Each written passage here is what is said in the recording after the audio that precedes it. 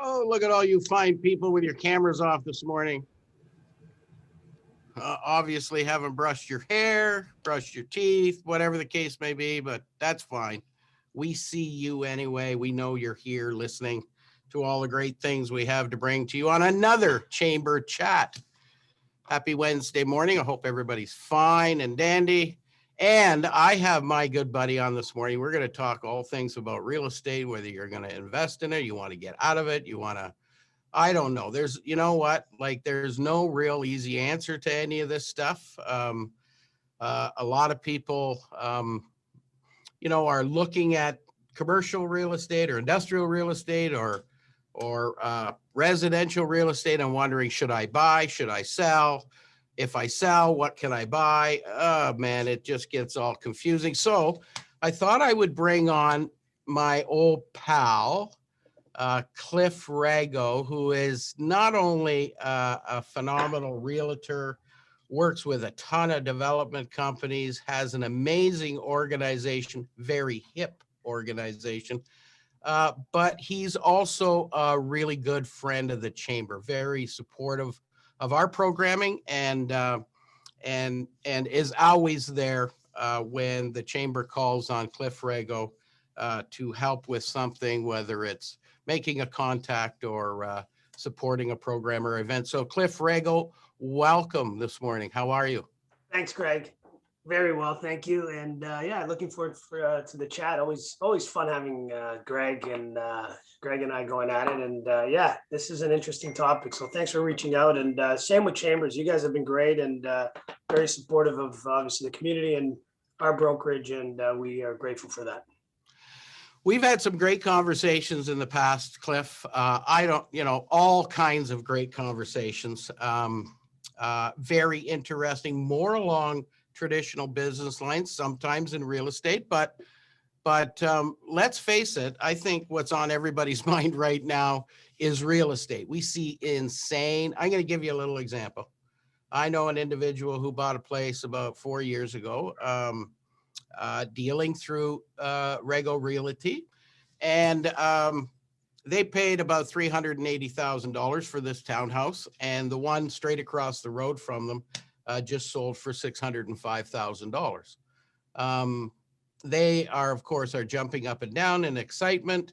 But then as soon as they say, we think we might sell, I ask them, then what are they going to buy? And that's always the dilemma.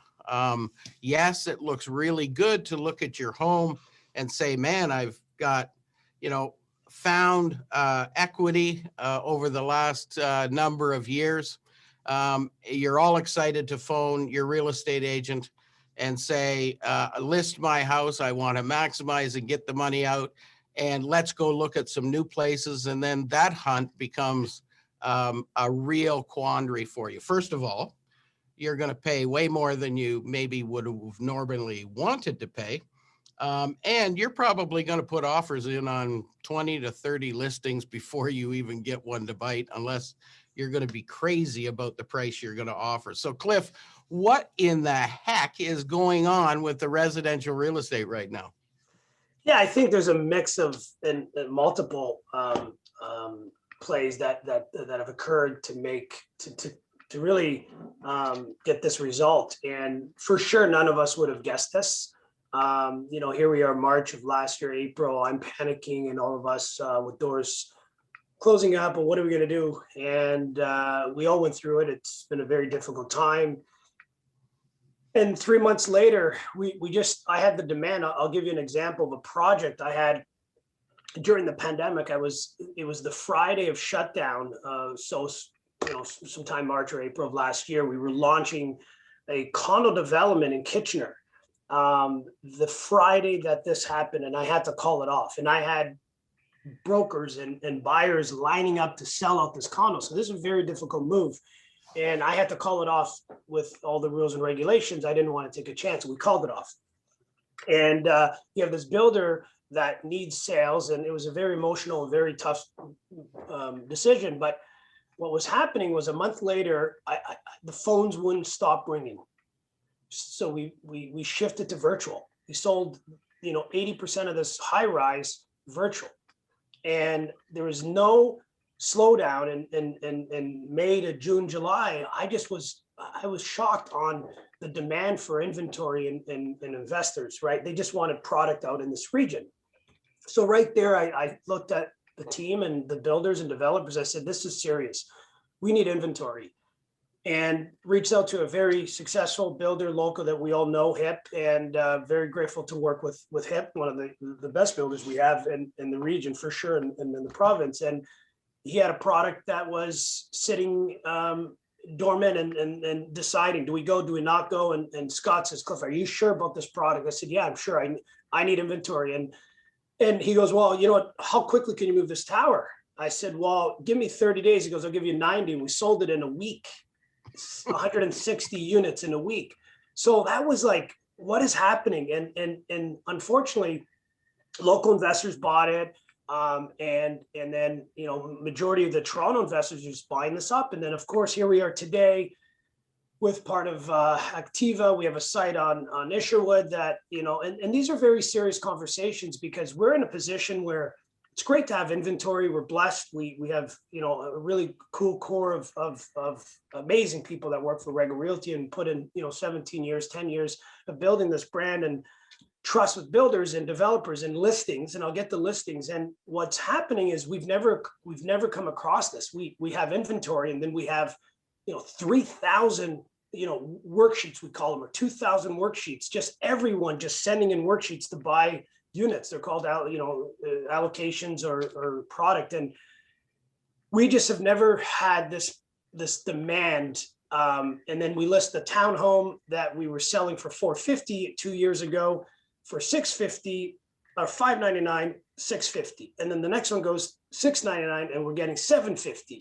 on Munch Ave. So these are real live numbers. Townhomes there on Munch Ave that we were selling for $450. Now we're getting $750. So we don't have answers as well. I'll just, you know, I'm all about just being open and transparent. We're sitting here celebrating this for a seller, but at the same time, we're feeling like, like our buyers, our local buyers, we're feeling it. Like some agents might be raw and, you know, we got 100 over asking 200. We're not doing any of that.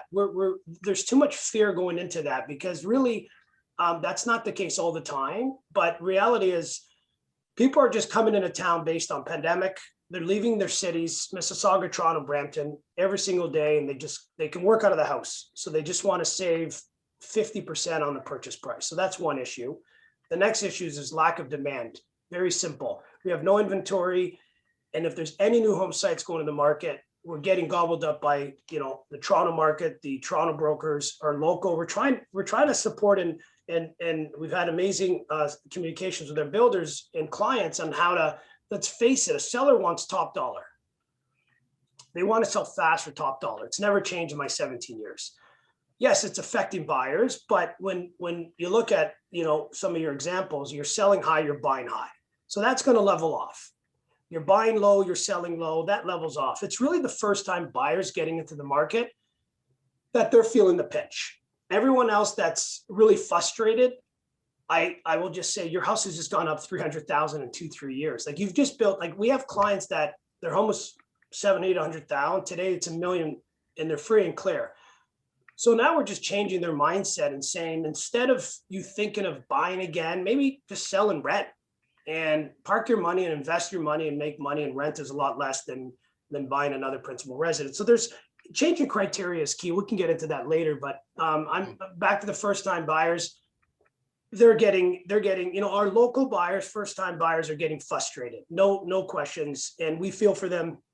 My full disclosure for all these buyers is really yesterday's townhome, today's condos, yesterday's townhome. Changing their criteria. Do you really need a townhouse and a fence? Do you want to spend $750, or should you spend $400, $350 and get a nice condo with everything at your fingertips? The amenities in these condos are amazing. So that's one. Number two is maybe looking outside of the region. It is reality. Stratford, Woodstock. You know, there was a deal out in Lucan, I believe it's called. One of my agents said they just bought a 2,800 or 3,000 square foot house for $850. So we just got to talk about these locations because people are driving 40 minutes and changing their lifestyle. They can work from home, and you just have to open up and change your criteria, I guess. I think that's interesting that you say that, because I was watching TV a couple of weeks ago and I saw Nova Scotia's doing, a really funny marketing campaign. Well, not funny, very serious marketing campaign in Toronto. And because of the reality of possibly being able to work, 100% remotely, they're marketing in Toronto and saying, if you can work from anywhere, why not work from here? And then there's a beautiful picture of this home overlooking the ocean, and whales jumping up out into the water. And that's going to be attractive to a lot of people who say, yeah, my employer's decided they're going to, scale down the offices in downtown Toronto. The Board of Trade in Toronto tells us that only 30% of the office workers have returned to work in downtown Toronto, which has created bedlam in those underground malls and, small little retail stores, because they were there to service, 3 million people coming into work every day, or 1.8 million people coming into work, something like that. Now only 30% of it has returned. You don't need all of that retail to support the number of people that have come back. So, people are getting the message that, hey, I can, work from home. So that brings up a really interesting problem as well, where you touched on it and said local buyers are going to struggle because they're competing against people who are, selling 1,500 square foot bungalows for, 1.8, $1.9 million in Mississauga and Toronto. And they're coming down here and looking for more space, a bigger home, for half the money. And they've got deep pockets because of what they sold. So in essence, you take the local, new home buyer in town, or new first home buyer, they've just been pushed right out of the market. So it brings on the question, and we talked to Scott Higgins a couple of weeks ago. I think you were on that call as well with Scott, and he talked really about the ability for the private sector to be able to develop more affordable housing, and that may be in, scaled down, maybe condo units that maybe first-time home buyers can get into because it's affordable. You talked about the inventory.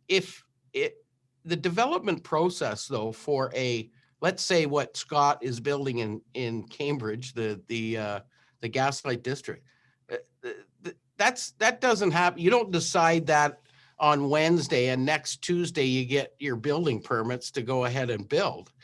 And all of that process costs money that a private sector developer has to add to the cost of what they're selling in the end.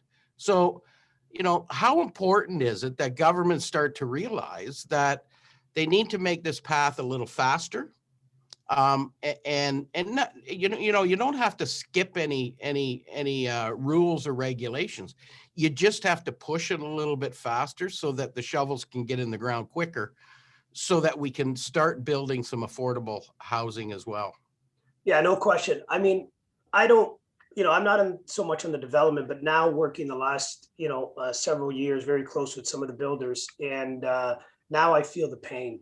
And the process takes, Scott, he might make that decision in 24 hours. That's how Scott thinks. So he has a great idea. He'll make that happen. However, it'll take 10 years for something like Gaslight. It's very, very, stressful. And that's a big investment to sell today, build in 2 years, and lumber's gone up 3 times. So the process takes a long time. It's very painful for a builder, no questions.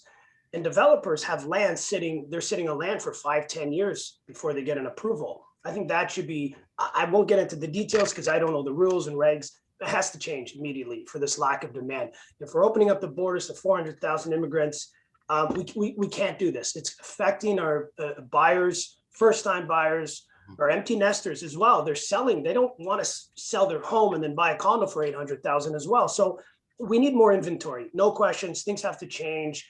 They have to support these developers, builders, and not go through all the loops to approve. I mean, we need inventory, period. And that will help the entire process for sure. First-time buyers, if we can get a few more high rises, more condo developments, townhomes, then yeah, you're going to get affordable condos for 350. We sold some studios in Kitchener, 450 square foot units, and there is demand for that. Very nice studios, Murphy beds, a perfect setup for 300, 320, and that's a perfect setup downtown Kitchener. We need the same in the course. Yeah. It really gets to be a complex issue because, we can't, none of us can sit back and say, well, government's got to get rid of the rules and regulations and just let things happen. That you can't have out of control bedlam as well, but you've got to be able to find methods that will cut the cost for the developer, because the developer has no choice but to move these costs onto the project in the end. And that's why we always say it's very difficult for the private sector to create affordable housing, because, when government does it, I guess they trust themselves and they don't have to do their due diligence as much. And the process to start building that, they don't even look at that as an expense for the project. That expense it gets sucked away in some other budget. Yeah. And that's why they can create affordable housing. But we talked about, Nova Scotia doing that campaign. We all know, I don't think it's a secret that the reason why our prices are driving up is people are moving from, the metropolitan Toronto area into this area because they're going to have the ability to maybe work remotely. That, as long as the pandemic sticks around, as long as companies start saying, oh, we're going to look at our model and maybe do, you have to come into the office 2 days a week, people won't mind driving into Toronto 2 days a week, as long as they don't have to do it 5. Is this going to be a trend that we're going to see for a long, long time? Because there are millions of people that live in the greater Toronto area that are in very expensive housing and maybe are going to be looking outside because they can work remotely. And if that's the case, Cliff, what are home builders thinking about when they're building condos and homes and townhomes? What are they starting to think about to make their projects a little more attractive? Well, back to Nova Scotia, I think that's an amazing and brilliant ad. I haven't seen it, so I'll have to look that up. And I'm not running that ad, and I will not run an ad to attract any Toronto. We're going to do the opposite. Don't move out here. So I think the region's done such a great job in the last 3 to 4 years with the tech sector and the diversification we have and the growth, everything about our region. I've been saying it for 10 years that this is going to hit one day. We're going to catch on to this Cambridge Kitchener market. We're right off the highway. We're not Barrie. We're not Hamilton. We're, an hour, 2, 3 to Windsor, the US, either way, Niagara. Like, we just sit in such a beautiful pocket, the water, just everything. And boom, it hit us in the last 8 months. So yeah, they've caught on to this region, and we don't need any ads. So we're but they know about it. They know the prices, $350 or $450 for a condo. Downtown Toronto's $900, and the rental market is yielding 20% more, not double. So if you pay half of the price, your rent is 20% less. It's very simple math. So now you have this work from home for sure. I mean, the builders and investors, they know that, I have a handful of clients who sold their home and they bought in Goderich. They bought on the water, Port Severn. They're looking at, Grand Bend. They're just, it's overnight. Everyone's changed their mindset, period. Right. And even if they go back to work, there's this talk, we're even talking about the hybrid 3-2, right? 3 days at home, 3 days at the office, 2 days at home. We had a great chat with Google, I think a couple months ago, the director, the engineer of Google, and he believes, I know Shopify has said working from home, Twitter for good. I think the culture, I don't think my opinion is working from home will not be, like, you're not going to live in the 700 square foot condo and find out 5 years later that your colleagues are having these lunches on their Google patios and live band. The culture's back. Google's doing it right in my eyes. They're going to attract these employees. They're going to say, I want to go back and work in this culture. And if they add this like 3-2 or 4-1 that I'm calling it, and maybe Fridays at home and Monday to Thursday at the office, they're going to track that. So I think that's the hybrid. But yeah, so people today, they're thinking, I can work from home and I'm moving up north, and they are. And some people can do that. And then they'll drive one day a week. That's fine. People have been driving 26 years to Toronto, and wow, we can do this virtually. Why did I do that?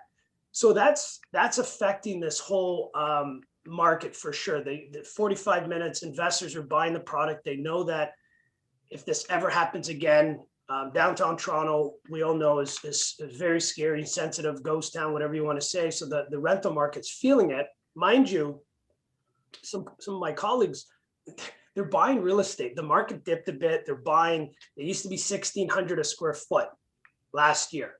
It's going to drop to 1,400. Even if it drops to 1,200 a square foot, the product it's Toronto. Toronto's not going anywhere. It's the New York, the Dubai. Everyone wants a piece of real estate. Toronto's still at 1,200 a square foot. New York's like 3,500 a square foot for a condo. And I'm throwing these numbers out. So it's really not that bad. Toronto's still going to be an appealing market. Everyone's going to buy up Toronto. So there's massive, again, the immigration, there's a lack of rental spaces and new product.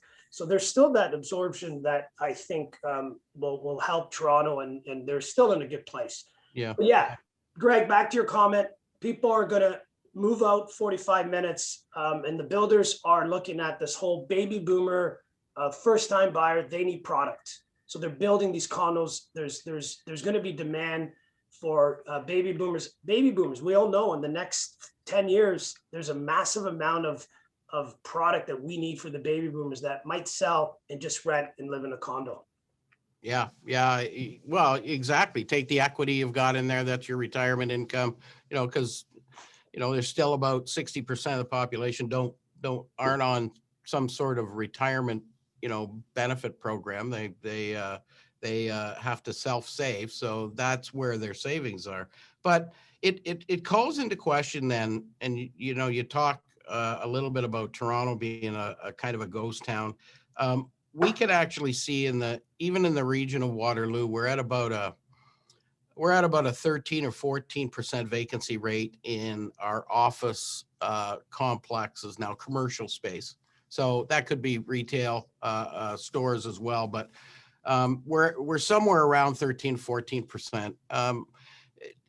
You look down the road and say, right now, man, oh man, you gotta really consider your investments if you're investing in commercial real estate at this point, because the uncertainty is there as to whether people are going to ever go back to work completely, and whether companies are going to say, well, we can, we've got 8,000 square feet, we could probably cut it down to 3,500 square feet for the number of employees they're going to rotate in and out, or whatever the case may be. Do you think there's some hesitancy from the investor market in commercial real estate right now? Yeah, for sure. Retail. Yeah, no questions. Big box stores. We all know what's happening. I think we all know Smart Center, what they're doing. They're at the corner. Their main future plan, their 10,000 units and whatnot. I think some of the box stores, I think what's going to happen, the malls are going to be it again, not the box stores. That's my take, because you don't need that footprint. So the malls are going to come back. I think it's going to be Fairview Park Mall, the Cambridge Center. I think you're going to see a lot of the boutique shops back. The core is going to be great. The downtown cores, I think, will be healthier than ever. With retail and commercial, as an investor, I think the big players will still buy up commercial and retail. I think they'll look at their tenants, obviously, some of the retail, the gyms or, maybe restaurants. But again, they've shifted. I have a friend of mine that has a franchise. I won't say the name, and he's owned, I think, 7 of the pizza shops. And the next phase for this was interesting. It was 2,000 square foot footprints. And now they're looking at, or 2,500, 3,500. Now it's all about 25 or 1,500, and they're going full tech. So it's all about in and out. It's no longer about dining in. It's pumping out the product. And it's this Uber Eats and whatnot that's taken off. So I think you'll get more, you'll get more prep, meaning more people in the kitchen prepping the orders and less of dining in. So the footprints are going to get shaved. But I think there's always new platforms or new retailers that'll pop up during this. I mean, some people are thinking of the next Uber, Airbnb. Something's going to come in, and I think we all know Amazon came into town, so there's more space needed for Amazon and distributors, or someone that's supporting maybe the mechanics for all the tires that are needed. Just all this driving that's happening, and delivery. I get a delivery every minute. I asked my kids, do we own a retail store? Like, it's just mind-boggling. So there's someone making money. So maybe they're going to take on space for, shipments for Amazon. So I think some of the commercial investors are not panicking.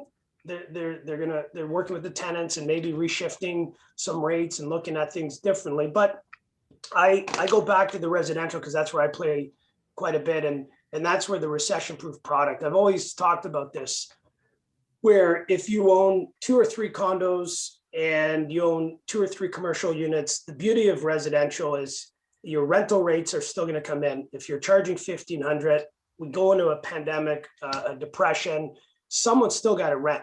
Someone's got to pay. Someone's got to live. Commercial gets scary. Those units can sit vacant for 2-3 years. Residential, the vacancy rate that was 1.9, I think in the region now is going to drop to probably 1.6. So there's a demand, and it's a recession-proof product. Someone's going to move into that unit and pay rent. So, I mean, trying to answer your question, or it's always, diversifying your portfolio. So some of these, if you're just getting into the space, I wouldn't just go buy a commercial plaza tomorrow. I'd think twice. Obviously, the cap rates are going to change. People are going to look at this and say, well, I used to buy a 5 cap rate. I might want a 6-7 cap rate. And they're going to look at commercial spaces for sure differently. And obviously the B or C spaces for offices, the old cubicles, they're going to be impacted. I think today's landlords are working with their tenants on HVAC systems, really, really efficient spaces. There was this open concept space for the last 10 years, really, that's taken off. And I think that's not going to change. I think there'll be some breakout rooms, but I don't think you'll go back to these cubicle rooms. I don't think so. I think people are just shifting their commercial spaces, the office space. But yeah, it'll be interesting to really look at and find out. I mean, I'm not completely in the commercial space, and I can't comment too much on the warehouse or the office space, but it's going to be scary when you hear Shopify and Twitter saying we're not coming back to the offices, right? That's some scary stuff. So what is really going to happen there? But you got some big accounting firms too that are running through that process and thinking, and it all, I read a report a couple of weeks ago that said, productivity rate of having remote workforce is about 70% of in-office workforce. So, there are differences, but some of these companies, they're paying magnificent rates for office space. And when you start to balance it off, because at the end of the day, it's what trickles out of the bottom of the funnel. Some companies are going to look at it and say, well, we can work on getting our productivity rate above 70%, but we can't do anything about our rent, and our rent's just going to keep going up. So, let's work on something we can maybe have some control over. But, through the pandemic, Cliff, if you had to pick a business to be in during a pandemic, it would be logistics or a pizza store. Yeah. Right. Because, I think the volume, I know a couple of pizza store owners too, and they're like, their volumes, they had an incline that was something like that. Yeah. And logistics companies, like everyone now, almost 100% of the population invested in the supply chain network. So all of a sudden, they've got a whole whack of new customers, and I think that those industries will survive as well. It's going to be really fascinating to watch how the commercial sector, and the big box stores related to the malls. I think you're probably right. It makes more sense to have, for a company to be investing in a smaller footprint. They can do that in a mall as opposed to, these big box stores. The other thing that's a big driver for all of this. So the one thing that could probably solve a lot of these problems, it'll hurt the housing market because it'll keep driving prices up, is the availability of industrial space and industrial land. So we're at about 1.6, 1.8% vacancy rate in industrial space in the region of Waterloo right now. We virtually don't have any more industrial land other than little spots here and there that are maybe still available. We've got the east side lands out around the airport. The airport's got 2 new carriers coming in now, which is going to drive interest in development around the airport.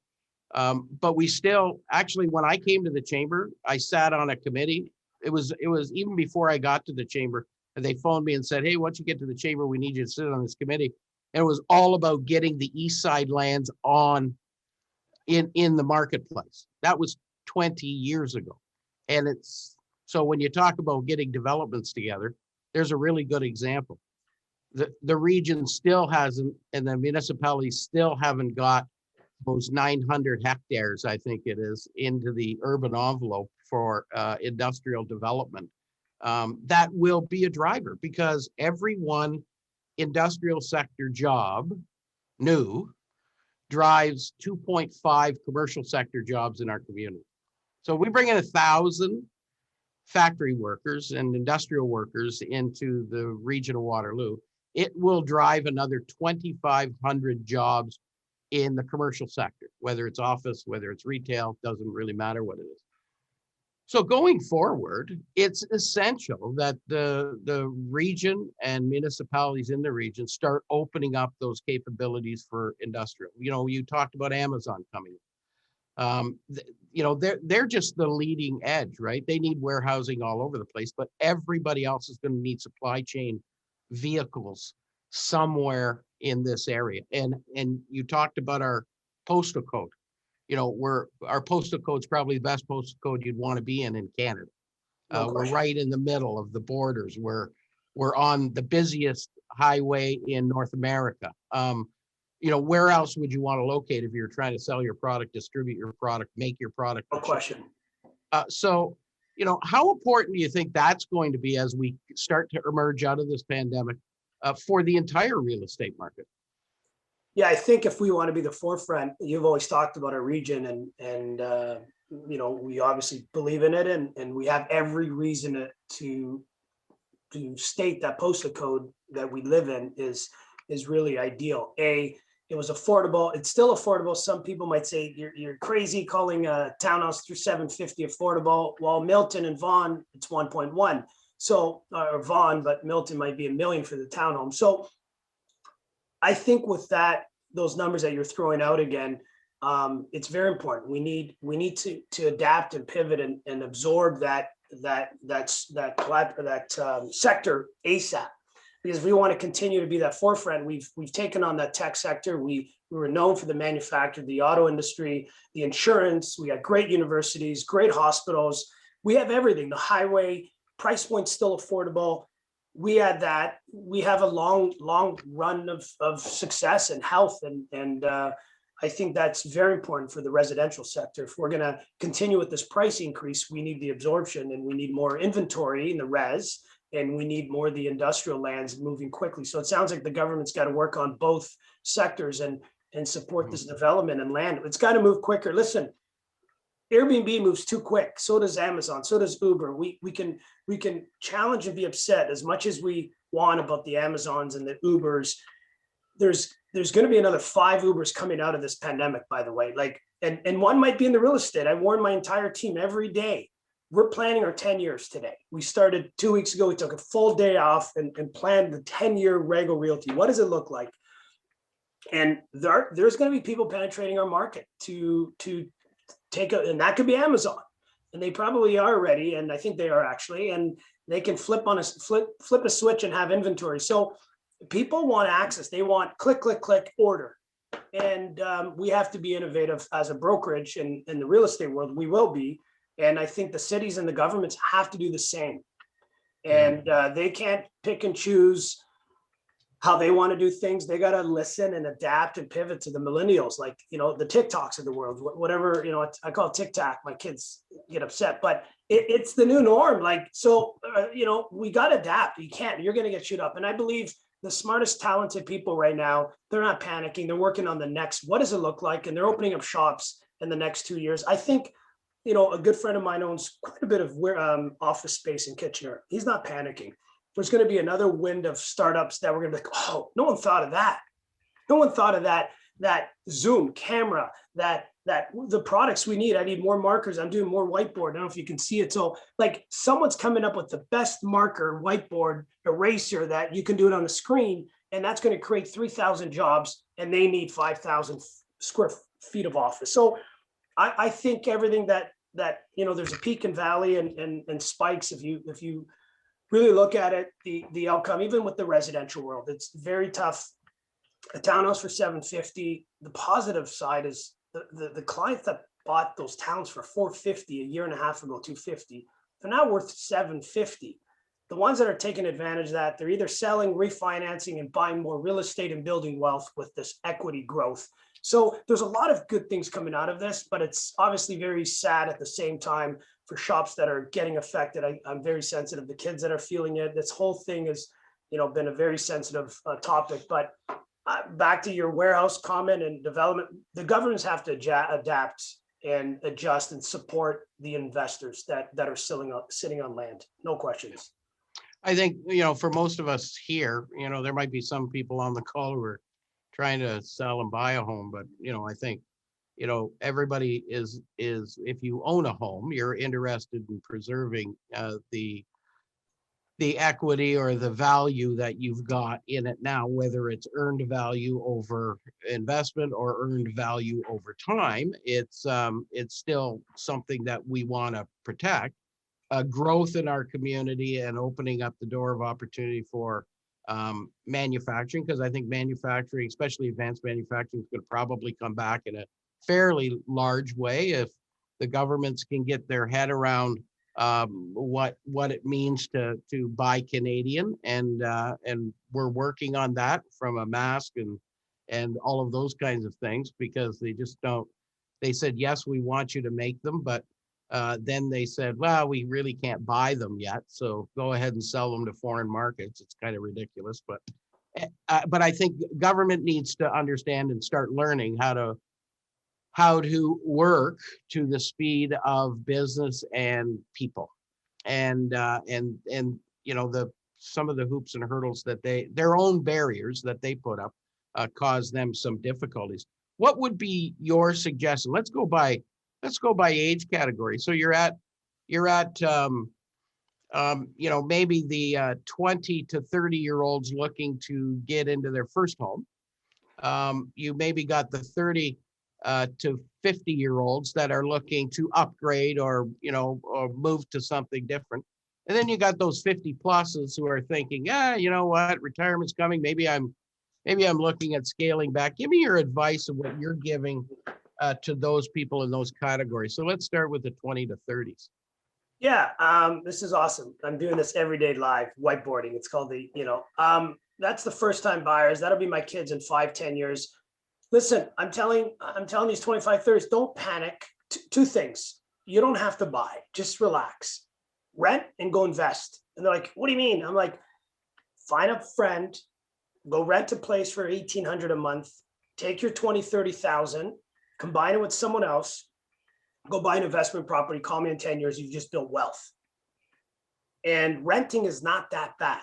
But, the other thing about buying, if you really want to buy, which I'm a big believer of buying, but I get it, buying to build wealth and refinancing and selling, and money makes money. And this the Robert Kiyosaki book is just incredible, Rich Dad, Poor Dad.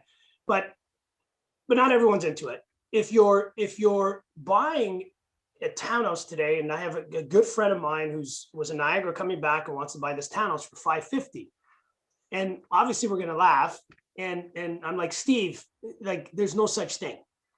And and before I say buy a townhouse and overbid or spend 750, because the Toronto market's spending 750, for them it's a great deal. Buy a condo, change the criteria. So I'm informing a lot of my buyers in that age bracket to change the criteria. Give condo a chance. Everyone freaks out about condo fees. Well, your maintenance on the townhouse is more money than a condo. You know, you have to buy the lawnmower, the snow blower, the fence, the roof, the driveway. You know, everyone spends $5,000 just like that on a deck, when that's a year or two of condo fees, but you have the best decks, the best amenities, gyms, everything else in these condos. So for $350, you can buy a nice 700 square foot space, or maybe 600 today or 500 today. But you get 10,000 square feet of living space in this condo. You get all the lobbies, the hallways, the amenities, the patios. What Gaslight's doing is what you're spending for a condo fee, and you're getting everything. You can't replace that in a home. So I'm stressing for the first time buyers to change their criteria, and don't panic, don't get upset. Move out of town, look at outside, drive 30 minutes, look at, you know, places by the water. We have amazing areas here in Ontario. That's one. Maybe just invest in rent in that bracket. The next bracket, if you're a homeowner, you're selling high, you're buying high. The only way to really, a few clients of mine did this. The previous, I think it was 18, we had a massive spike, or 2017. They sold in Cambridge and moved to Windsor. So they maximized. They sold high, bought low in Windsor. So their job transfer, they scored. So if you're selling, you know, if you're selling your house that was 650 and it's 900 today, you might be able to buy that 1.5 million 2-acre parcel that is what you've been looking for. So that market, I think they balance out. And then you have, I think, and you can ask me again, and then you have the baby boomers 50 plus. What do I do? You know, I've had a few clients in the last month where they're selling their single bungalow that was 650 now for 8-9 million, and they're going to rent the condo. They're going to just change their lifestyle. They're going to cash in, sit on $1 million. They might not have the best pension or retirement, and right there and then they have the best pension. You know, they have $1 million. They're renting for $2,000 a month, 24, 30,000 a year. When they can invest that and make 5-6% on their money, they're ahead of the game by renting and cashing in and enjoying life. Like, sometimes we think it's all about home ownership, and there's a time and place and timing. So I'm recommending a lot of my clients that are just thinking of retiring, or they've retired, just cash in and have money and travel and rent. There's nothing wrong with renting. Yeah, you know, that's it is kind of an interesting thing. And I hear, you know, a lot of people talking about that. There's a bit of a resistance once you get up there. You say, I don't want to give up my house. I don't want to. I think what it is I don't want to admit that I'm old. And there's a little bit of that, but I think the advice is kind of sage, and you might want to do that before the federal government gets some ideas on taxing that capital gain as well. Because let me tell you, all of us on here who own property and have maybe owned it for a long time, if they tax the capital gains, we're going to be paying a ton of tax. But anyway, I got a couple questions here for you from the chat. If the supply is low in the local area, what is going to be your next step with looking after your buyers? Will you have to go more remote, a different market? So what will your agents need to do for this? Yeah, very good question. You know, we've had this talk at Rego Realty. Every single agent in our company, they need to know the Brantford market, the Woodstock market, the Goderic's, the Port Dovers, the Grand Bends, just like the Toronto market. They know Kitchener. Like, there's 19. I did a quick stat. It was 19% of our buyers in our inventory in the last couple of months were out of town. With my new homes, it's probably closer to 50% of our inventory has been sold from by out of town agents. So we got to do the same. We got to go out to those areas and help our buyers and drive out there and find product. You know, and it's being comfortable with the uncomfortable. Let's face it. We don't specialize in. And I'm a big believer in specializing in product or the area, but now we have to specialize in outside of the area. So a lot of my agents are going to Stratford and that. So we just have to get comfortable with that and adapt and drive 45 minutes ourselves. And if we're not, we have to refer it out. We have to inform our buyers, look at those areas, open up. I had one client that said, why would I ever leave Cambridge, and frustrated at the price. And then I told him about the Godrich story about the water. She's like, wow, I should go look at that. Like, footsteps to the water, 1.2, it would be 2.5 million today out in this area. Just like that, when I said water, walk into water, the mindset changed immediately. So Yeah, she might not have been too happy with you in February when the wind came off the lake. But you know what? You gotta put up with some inconveniences. there you go. Maybe you take that extra $1 million and you buy something, on a Caribbean island or something. There you go. Yeah, there you go. Yeah. I got another question for you. The problem is the rent is not affordable to single people either. How do you suggest to invest and rent if you are on one income? Yeah, I mean, I got to go deeper on that stuff. I'm a firm believer. I need to know more for me to answer that. Like what is the ultimate goal with that individual? Is it about building wealth in real estate? Is it just finding the right home? Is it building wealth with the principal residence? What's the 5-10 year goal? What's the age? It's difficult for me to answer that because I do go deep with investors and clients and buyers and sellers. I just don't suggest something when I know they have 3 kids. I'm not going to say buy a condo. I need to know more. So yeah, I mean, it's probably not, one single income, renting and buying as an investment. Doing both, it's very difficult. But thinking outside the box, maybe buying a duplex. So quickly look at a duplex, a triplex. So you can buy one, live in one, and have 2 rental incomes. So that could be your way in, and you can get away with, I think, 7.5 or 10% down, or 5 on a duplex or triplex. So I'd need to know more and find out. But yeah, it's the rental. Again, you may have to go out to, Ayr or Paris or Woodstock and rent a townhouse that today, townhomes are 2,200, 2,000 plus in town. And maybe 40 minutes, you can spend 1,500 on that rental. Yeah. Really, this is such a fascinating commentary on it. And I think it's so difficult to make decisions, especially in a market. It's really easy when the market's just kind of normal. Yeah. People just say, I think it's time to move. You start, opening up your eyes and opportunities to something else.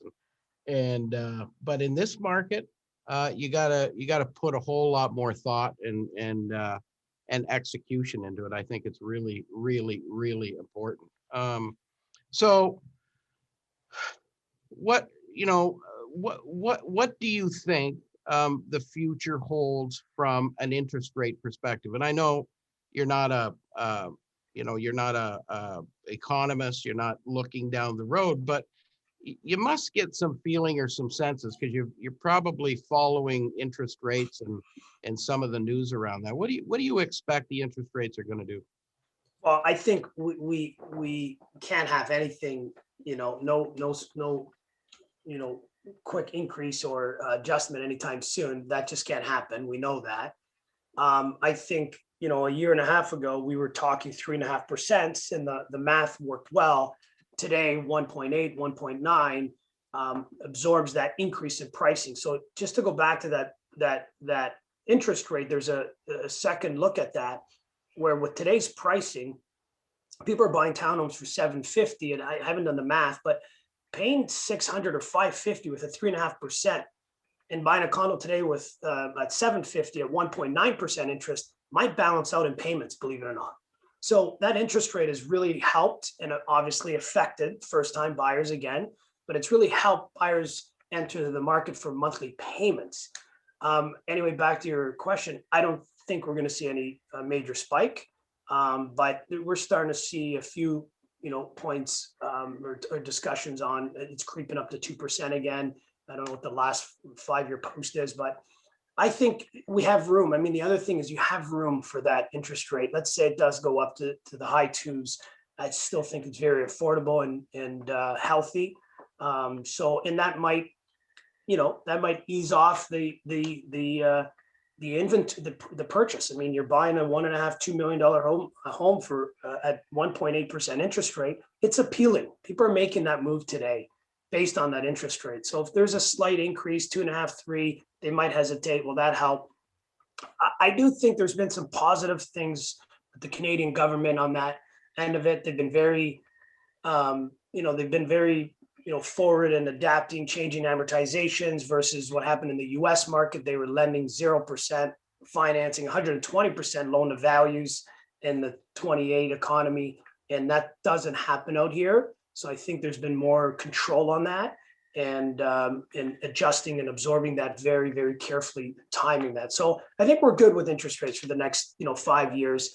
And again, last thing is I always say, you got to take a 10-year window. So if you can lock in a 5-year at 2%, and your remaining 5 years, or 5 years at 2%, remaining 5 years at 5%, you might average 3.5. The 10-year window, no panic, you're okay. I mean, Greg, you've been around for a long time. We don't want to talk about it, but you probably had interest rates at 15, 16%. 18. There you go. That old? Yeah, well, I don't admit that always. I was 8 when I had that mortgage. So. Okay. So 18%. I mean, you do the math. 18% of 50,000 might not be far off from buying a townhouse today at 1.8%. I don't know. I'll do that. We've done that I haven't done that in a while, but I should do that math again. It was interesting. I think it was 250 townhomes for 250 when I did that math, and it balanced out, but it might be off today. Yeah. Back to that question about rental and unaffordability, I was just reminded of a story in the back of my mind of a good friend of mine. He's built a fairly sizable real estate portfolio, but it started off with him and his brother going to university, and they borrowed $10,000 from their dad and bought a university rental place, and they had their buddies come in and rent from them, and then they thought this is pretty cool. And in the third year, they thought they borrowed another $10,000 from their uncle and bought another one. And by the time they finished their university education, they had about 4 of these, and then of course their education went to complete waste because they thought, we're going to stick to the real estate market. It's kind of working for us. They actually own a company that at one point bought all of the real estate in Canada held by Cooperators Insurance Company, $500 million worth of real estate in one process. So they've converted to a REIT. It's now a very successful REIT locally. But it was interesting because I had a couple of young guys come to me and interested in exactly what was talked about. I can hardly afford, the rent, but I really want to get into real estate. What do I do? And so I linked up a meeting with this fellow and these 2 young guys, and he advised exactly the same thing. He says, you know what? You want to go down to Windsor. Windsor's really, really cheap. It was kind of almost a depressed market. He said, go down there and go around the university area, pick something up there, throw some new paint in the walls and maybe a little bit of carpeting or whatever you might have to do. Rent it out to students and buy as many of them as you can. And if you have to eat only peanut butter and tuna, love it. Then you have to eat only peanut butter and tuna. And those guys now have about $110 million portfolio of real estate. That was, that was 8 or 9 years or 10 years ago, I suppose, that they, I linked them up, and they're young guys. They're in their mid 30s right now. In fact, one of the guys, it has to be 10 years ago, because I had them actually roof my garage at the cottage. So, at that point you could still hire them. Now you can't hire them to do any work around your house. But I think in sitting down with a guy like you, who's, got some creative ideas on how to be able to build wealth through real estate, it's probably the smart thing to do for individuals, and talk about the plan, and I guess where there's a will, there's a way, and you'll always figure something out along the way. Lorraine just asked too, I noticed a lot more houses are coming up soon, signs coming up. Do you think that the market is going to stay strong?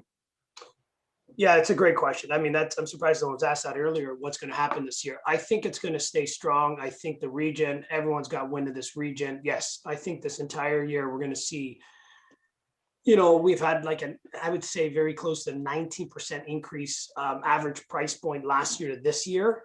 So the average price points increased 19%. Will we see that an entire year? Again, I don't think we'll see that type, but again, I wouldn't have guessed this. Now, I think it's going to be strong and healthy the rest of the year, no question. I think we need the inventory to hit the market. The coming soons, obviously, work there's a lack of inventory, but hopefully March, April, May, there's more inventory, more of a balanced market. So I do think we're going to have a healthy market for the remaining year, no question. I think the next 3 to 5 years, we're going to be very healthy in this region. Yeah. I can remember, I think it might have been last May, you and I had a quick lunch and talked about this, and it was just at the point where, we were both saying, well, what the heck is going on, and how are we ever going to get out of this? And how bad is it going to be? And I think you're right. Nobody could have forecasted such a dramatic increase in real estate value, especially around the residential real estate value. And it's going to be an interesting subject as we go on, especially in our region. As you've stated a couple of times, this is, the postal code. It's all about the postal code. Yeah. And you've got to really, it's my old, center of the universe thing.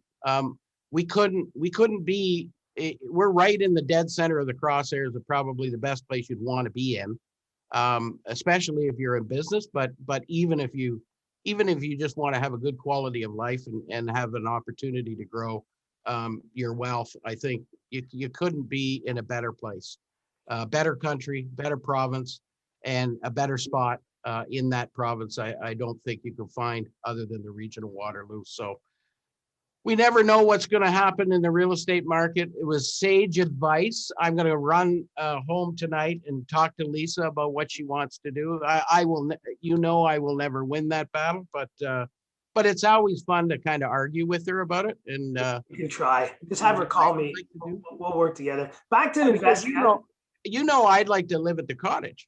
Just sell and go invest your money. I'll do a whiteboard session with you guys. I'll go back to this investing and buying. I didn't mention this. The one thing, think of this. This is where if you invest in real estate and not buy, if there's a correction in the market, let's say this is where it's just really deep.